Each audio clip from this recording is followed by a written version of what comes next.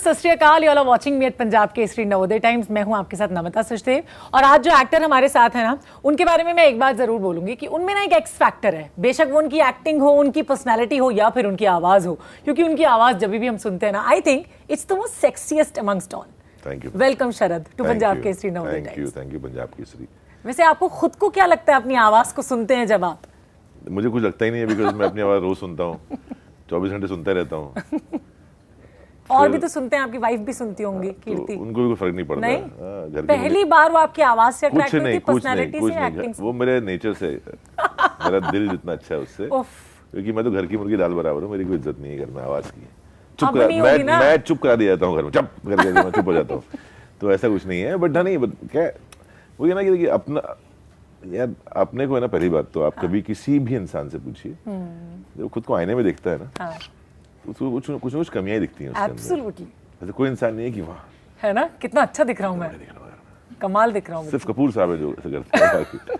वैसे हाँ, वो कई ऐसे होते भी हैं ना, जो उनका है, जो बहुत सुना है मैंने, देखा नहीं कभी, but it's very good if you appreciate yourself. I think that's the best thing you can do. But वो अक्सर 99% लोगों में होता है कि खामियां होती हैं। बट मुझे ना क्या होता है कि आप जब अपनी आवाज, जैसे आप खुद को रोज देखते हैं, तो यू कैन अप्रिशिएट योरसेल्फ ना, कि यार मैं तो रोज देख रहा हूँ, मुझे क्या है ये याद नहीं है भाई। वैसे मैं रोज सुनता हूँ तो मुझे समझ में नहीं आता है, तो जब लोग बोलते हैं फिर मैं दोबारा सुनता हूँ तो मुझे लगता है नहीं, हाँ अच्छी तो लग रही है वजह है ना। तो सही बात है, नॉट डिनाई कि, बट मुझे समझ में नहीं आता है कि ये क्या है इसमें अलग। कभी क्रिटिकल एनालिसिस नहीं किया है, कर नहीं सकते आप ना, बिकॉज आप रोज सुन रहे हो आवाज का। एब्सोल्युटली। तो मैं वो भी जानना चाह रही थी, पहली बार जब कीर्ति आपको मिली थी तो वो आपकी आवाज से अट्रैक्ट कुछ नहीं, मैं तो हकला था ना, मैं तो कहाँ से। नहीं, वो तो पहले की बात है ना, और ये तो बहुत अच्छी आपकी जर्नी रही है। तब भी मैं हकला ही था। ये शादी के बाद मैंने ठीक किया अपने आप को। Very nice. तो कहीं ना कहीं उनका भी बहुत बड़ा हाथ है उसमें। अच्छा। बट आवाज की ज्यादा कोई फैन रही नहीं है वो वैसे। अच्छा। बिल्कुल, वो मेरी शक्ल की भी नहीं है, वो मेरे नेचर की फैन है। अच्छी बात है, नेचर तो मुझे लगता है दिल सबका साफ होना चाहिए, और जो शरद का है भी, हमेशा उनसे बात करने पर हमको पता लग ही जाता है। वेल शरद, अगर मैं थोड़ा सा और जानना चाहूँ अपनी आवाज़ को और अच्छा करने के लिए, जैसे आपने पहले भी हमको बताया था अपने इंटरव्यू में कि you used to stammer a lot, और तब से अब तक की जर्नी ऑफ कोर्स आपकी मुश्किल भी रही होगी, but then to overcome that challenge must have been the most challenging in your life. तो उसके लिए आपने क्या कुछ किया है? देखिए, मैंने एक चीज़ बहुत सारी स्टडी किया, एनालाइज किया अपने आप को, क्यों हो रहा है, किस लिए हो रहा है, ये हो रहा है। मेरा एक इशू था, ब्रीदिंग पैटर्न रॉन्ग था। मैंने सिर्फ उसको करेक्ट किया है। और मैंने कई जगह बताया भी है कि मैंने बहुत सारे एक्टर्स को ऑब्जर्व किया, उनमें से बच्चन साहब एक थे। और मैं सोचता था कि इनके करेक्ट पॉजेज होते हैं, करेक्ट जगह पे ब्रेक पॉज लेते हैं, फिर लाइन शुरू करते हैं, क्यों ऐसा क्या है? तो फिर मैंने ऐसे कि उनका ब्रीदिंग पैटर्न बहुत करेक्ट है, वो इसलिए उनकी स्पीच इतनी अच्छी है। तो कहीं ना कहीं वो मैंने कोशिश की कि मैं अपनी ब्रीदिंग पैटर्न ठीक करूं, शायद हो जाए, बेटर हो जाए। तो काफी बेटर हो गई है स्पीच। हाँ, बट अब लेकिन स्टैमर करता हूँ कभी कभी, अभी भी। वो मुश्किल समय में जब बीवी डांट रही होती है तो। अच्छा, किस किस बात पे डांट पिटती है? बहुत जगह, बहुत मेरी आदत ऐसी खराब है ना। कौन सी खराब आदत? मैं क्रिकेट खेलता हूँ बहुत। ये खराब है? हाँ, मैं क्रिकेट वैसे क्रिकेट में भी पूछने वाली थी मैं कल के ऑक्शन के बाद। मैं कभी भी चला जाता हूँ क्रिकेट खेलने के लिए। तो मैं सोता बहुत हूँ। अच्छा। क्रिएटिव लोगों को सोना बहुत पसंद होता है। मैंने बोला सोना मेरी हॉबी है। मैं सो जाता हूँ कहीं आप बोले यहाँ सोना है, मैं यहाँ सो सकता हूँ। और बीवी से बात करते करते नींद आ जाती है, अक्सर मैंने सुना है। वो तो अक्सर लोगों का। हाँ, उसमें हमारा क्या दोष है, आ जाती नहीं तो सो जाते हैं, क्या कर लेंगे, तो डांट खा लेते हैं। नहीं, बट मुंबई में सबसे बड़ी समस्या होती है वक्त की। आप किसी को कोई भी वक्त देके उस समय पहुंच नहीं पाते हैं, फिर आप गाली खाने के हकदार होते हैं। नहीं, बट मैंने सुना है कि जो लोग लेट पहुंचते हैं या जो लोग उस टाइम पे नहीं पहुंच पाते हैं, वो लोग काफी सक्सेसफुल भी होते हैं, बहुत क्रिएटिव भी होते हैं। यही रीजन है मेरी कामयाबी का। क्योंकि वो अडेप्टेबल होते हैं ना, किसी भी प्रॉब्लम को सॉल्व करने के स्किल्स होते हैं उनके। करेक्ट, मैं झूठ नहीं बोलता। मैंने कल ही पढ़ा है। हाँ, मैं तो सो रहा था या मैं ट्रैफिक में था, मैं बोल देता हूँ मैं। तो अगर सो भी तो बोल देता, मैं सो रहा था। अच्छा। माफ कर दो मुझे। और ट्रैफिक वाला ये तो मतलब ये यूनिवर्सल वो है। यूनिवर्सल नहीं, अब तो मुंबई में हालत वैसी खराब है। मैं आपको अनुरोध करना चाहूंगा, प्लीज खड्डे भर दो। हाँ, वो है ना गाना, तू न जाने आसपास है खुदा। कल ही एक्सपीरियंस किया मैंने। करेक्ट, वैसे हाल चल रहा है। अच्छा, how did legends of Hanuman happen to you? So Graphic India approached me around how many years? 4-5 years back, before COVID only. And they were planning, and they was looking for, and they were not looking for also. There's only, I think, approached me only for Ravan. They found it apt for Ravan's character.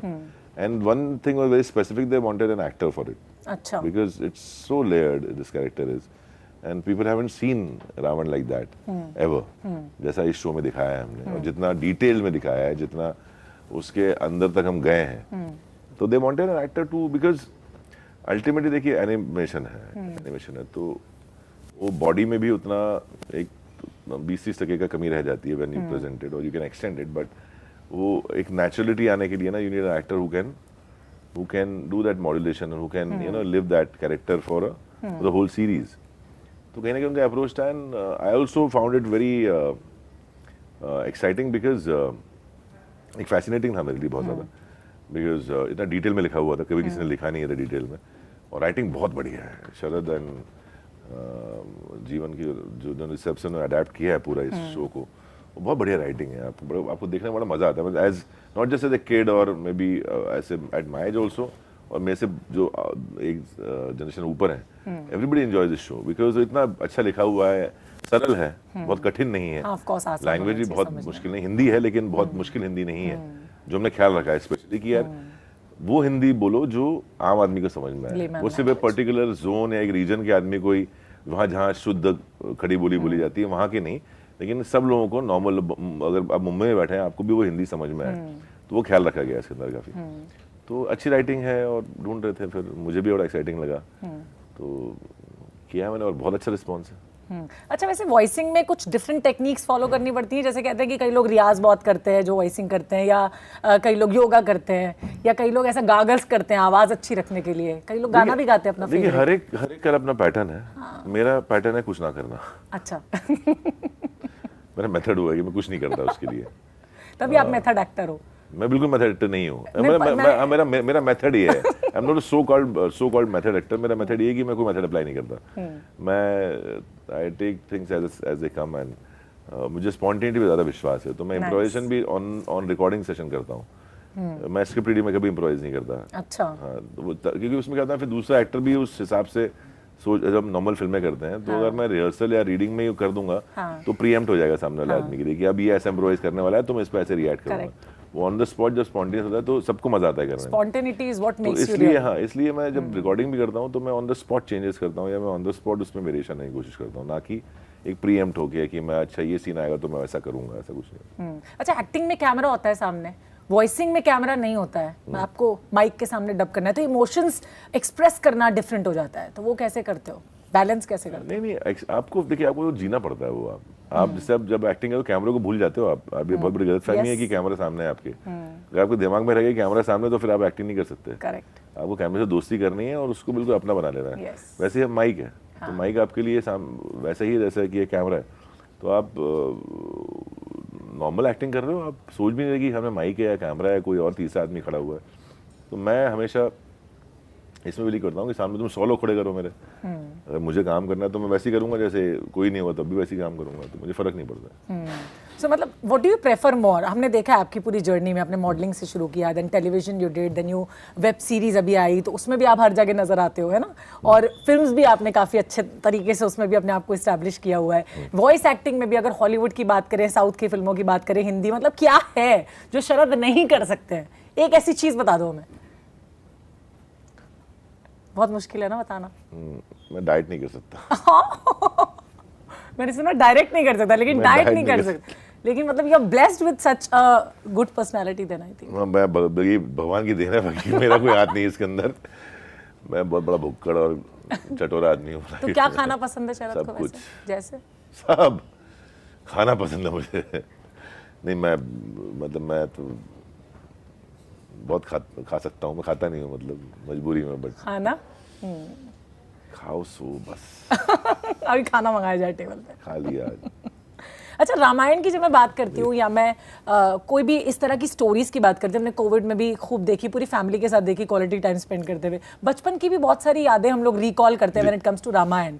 So did you also live that? आपको क्या याद आता है जब रामायण की बात होती है? देखिए, जब तक ये शो नहीं आया था मेरे पास में, तब तक ऑब्वियसली आप रिकॉल करते हो, आप अरुण जी को याद करते हो, आप दीपिका जी हैं, अरविंद जी हैं, दारा सिंह साहब हैं, या छोटे छोटे और भी बड़े सारे एक्टर्स, बड़े नामी एक्टर्स थे उस शो में, सबको याद करते हो और हमेशा कहते हो कि यार हाँ, मतलब उस टाइम पे सागर साहब ने जो एक इतना बढ़िया शो बनाया, और हमसे ना स्कूल सुबह उठ के नहा धो के देखते थे हम, ये भी याद है हमको। उससे अलावा मतलब घर में अलाउड नहीं था कि बिना नहाए आप रामायण नहीं देखेंगे। हाँ, ये भी होता था ना, नाश्ता उसके बाद मिलेगा। हाँ, ये सब था। और संडे को स्पेशली छोले पूरी बनता था घर में, या डोसा बनता था तो वो उसके बाद ही मिलेगा। ऐसे बहुत शर्तें होती थी, तो वो सब मेमोरीज हैं। बट मेरा एक पैटर्न है सिंपल, अगर कोई मैं रीमेक कर रहा हूँ या कोई भी ऐसी चीज़ कर रहा हूँ जो पहले शायद किसी ने एक उसका सारांश भी देखा हो या कुछ एक देखा हो, फिर मैं वो उसको भूल जाने की कोशिश करता हूँ। नहीं तो कहीं ना कि आपके मन पे वो छवि रहती है, वो एक किरदार करते वक्त। तो मैं हमेशा फिर वो कई ऐसी फिल्में जो रीमेक मैंने एक आध दो की हैं, बट मैंने ओरिजिनल देखी ही नहीं है। अच्छा। नॉर्मली लोग क्या करते हैं, ओरिजिनल देखते हैं, रेफरेंस निकालते हैं कैसे किया क्या किया। मैं देखता ही नहीं पिक्चर, क्योंकि मुझे पता है मैं देख लूंगा या कोई भी एक्टर देख लेता है, तो रेफरेंस लेने की तो हल्का सा एक वो रह जाता है आपके मन में कि यार ऐसा कुछ, ऐसा वो माइंडसेट हो जाता है। तो मैं बिल्कुल देखता ही नहीं फिल्म, मैं अपने हिसाब से करता हूँ फिर। तो इसलिए जब ये लेजेंड ऑफ हनुमान आया तो मैंने बिल्कुल ऐसा वाइट वॉश कर दिया उधर की, नहीं देखा है मैंने कुछ, तो मैं अपने हिसाब से करूंगा रावण। एंड प्लस इसमें इतना डिटेल्ड है ना, उतना आई थिंक उसमें था नहीं। तो रावण लेजेंड ऑफ हनुमान में बहुत ज़्यादा, बिकॉज खासकर जो कुछ पहले के सीजन्स हैं 4, 5, 6, 7, वो it's a story about Hanuman ji and Ravana. तो बहुत ध्यान रखा गया, बहुत ध्यान, फोकस इधर है, और वो किसी बाकी जगह किया नहीं इतना फोकस। तो बहुत सारा नयापन था, तो उससे बहुत एक आपको आसानी होती है कि आप और एक्सप्लोर कर सकते हो और ट्राई कर सकते हो कुछ बेटर करने का। वही कोशिश की। अच्छा, बचपन में कभी रामलीला देखने गए हो? बहुत बार। हाँ, तो उसकी कुछ मेमोरीज हैं? हाँ बिल्कुल, बहुत मेमोरीज है उसमें। तो वो रावण बिल्कुल मतलब एकदम कॉमेडी के अंदाज में दिखाया जाता था। कंधे पे बैठ के रामायण देखने, रामलीला देखने से लेकर वो ग्राउंड की जो वॉल होती है उस पे खड़े होकर देखने लगे, फिर नॉर्मल खड़े होकर देखा, ऐसे सब एज में देखा मैंने रामलीला। उससे ज़्यादा इंटरेस्ट में खाने पीने में होता था दादा। बहुत सारी चीज़ें मिलती थी, बट हाँ एक अलग मज़ा था उस चीज़ का। लाइव हो रहा है, और वो जब रावण को तीर लगता है तो यहाँ से राम ने तीर और रस्सी में बंधा हुआ है, एक लोहे की तार में बंधा हुआ है, वहाँ तक रावण तक तो उसने खींचा और छोड़ा, फिर वो वायर के थ्रू जाता था। तो all that we have seen, but एक अलग छवि थी ना रावण जब भी एंट्री होगी रावण की तो करते एंट्री होता था रावण। वो नहीं करना था मुझे। अच्छा, वो नहीं करना था, लेकिन वो आया तो होगा ना कि अब ऐसा तो करना ही पड़ेगा। नहीं, बिल्कुल नहीं। ऐसा वो एक रिप्रेजेंटेशन है, when you represent a evil, तो उसका एक ऐसा हॉरिफाइंग एक लाफ्टर होता है, that is a symbol that this character is entering now. तो वो तरीका होता था कि अब ये कैरेक्टर एंटर करेगा। एंटिसिपेशन की बात है कि एक पीछे से लाफ्टर आएगा तो एंटिसिपेशन होगा कि अब रावण की एंट्री है, एक्साइटमेंट बढ़ेगा। तो वो पैटर्न है, वो एक तो what is that horrifying way of like giving a laughter as if you call it Ravana? नहीं, बहुत लाफ्टर है नहीं। आप रावण अब जब देखिए, मैं वैसे पूछ रही हूँ। नहीं, रावण की नजरें बहुत है देखने के लिए। रावण का एक सांस लेना बहुत है देखने के लिए। अगर वो उसका एक ग्रफ बहुत है, अगर तो वो बैठ जाओ भी बोलेगा तो है ना, एकदम पावरफुल। तभी शरद की आवाज को लिया गया है ना, the most powerful of all. पता नहीं, मतलब हाँ, धन्यवाद आपका। मुझे लगता है कि मुझे इंडस्ट्री में 2 ही आवाजें सबसे ज्यादा पसंद है। एक तो आपने खुद ही मेंशन किया बच्चन साहब की, एक आपकी। अब ऐसे बोले कि मॉडेस्ट बन रहा है तो ठीक है, बट मैं बोल रहा हूँ कि मुझे बहुत सारी आवाज़ें पसंद है पर्सनली। आप देखिए तो मुझे बहुत सारी आवाज़ें ऐसी हैं जो मुझे वाकई लगती है। जैसे एक बहुत टीवी में मैंने काम किया है एक बार, शक्ति सिंह एक। अच्छा, यस, मैं जानती हूँ। बहुत बढ़िया आवाज़ है उनकी, बहुत मतलब ऐसी ये आइडियल आवाज़ ऐसी होनी चाहिए किसी आदमी की। अच्छा, मतलब मेरी शायद फिर भी थोड़ी भारी रेंज में आ जाए और ज़्यादा थोड़ी अनकॉमन, बट वो ऐसी कि वो बिल्कुल करेक्ट आवाज़ है शक्ति सिंह सर की। तो वो आवाज़ मुझे बहुत ज़्यादा पसंद है। एक मेरा दोस्त है विराज, आपने देखा होगा, जो धोनी की बहुत डबिंग करते हैं। अच्छा, ओके। मेरे बहुत से दोस्त भी हैं, तो उनकी आवाज़ है, हाँ ये विराज की आवाज़ है। अच्छा, निनाद है। अब निनाद सर की बहुत अच्छी है, बट जैसे आप अगर मॉड्यूलेशन की बात तो फिर चेतन सर हैं। अच्छा, शीतल, उनकी तो बहुत सारे डबिंग आर्टिस्ट हैं जो बहुत अच्छे हैं। वैसे कभी आप मिमिक्री करने का भी सोचते हो ऐसा, जिनकी आवाज अच्छी होती है? तो किसकी मिमिक्री आप सबसे बेस्ट करते हो? अब नहीं हो सकती किसी की। एक तो बैन कर दिया उन्होंने बच्चन सर ने, अभी केस हो जाएगा।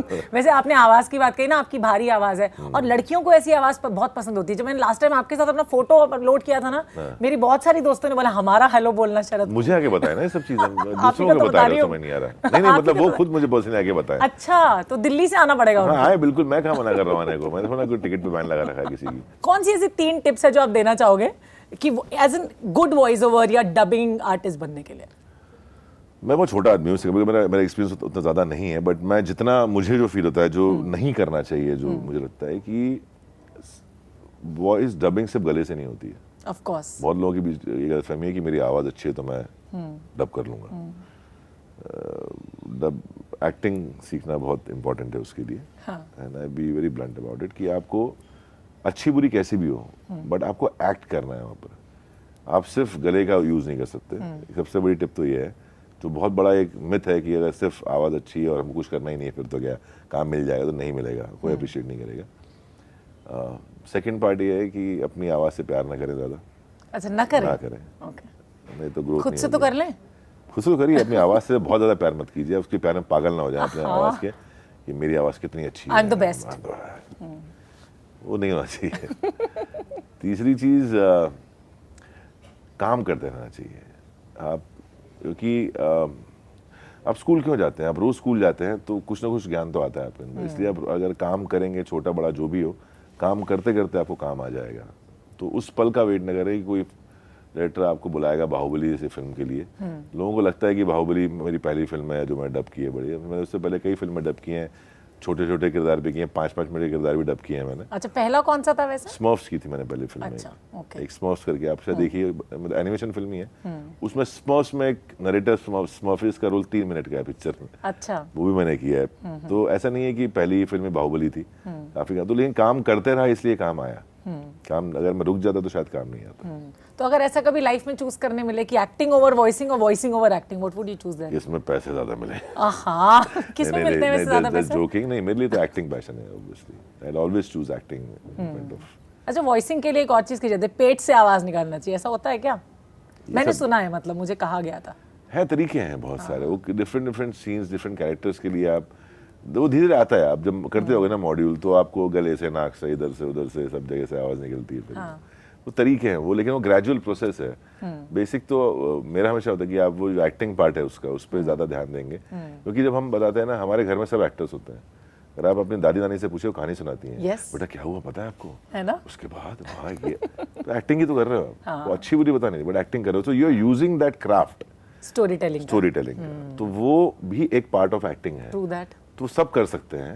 वो कितना किसके अंदर अच्छा है वो पता नहीं, डिपेंड करता है। Absolutely. Thank you so much, Sharad, for talking to us in Punjab Kesari Navodaya Times. And it's always a pleasure talking to you. Thank you. And thank you so much for watching us. जरूर सुने Legends of Hanuman जो release हो रहा है January 2024, if I'm not wrong, नए साल में. Thank you so much for watching us in Punjab Kesari Navodaya Times. Bye bye for now.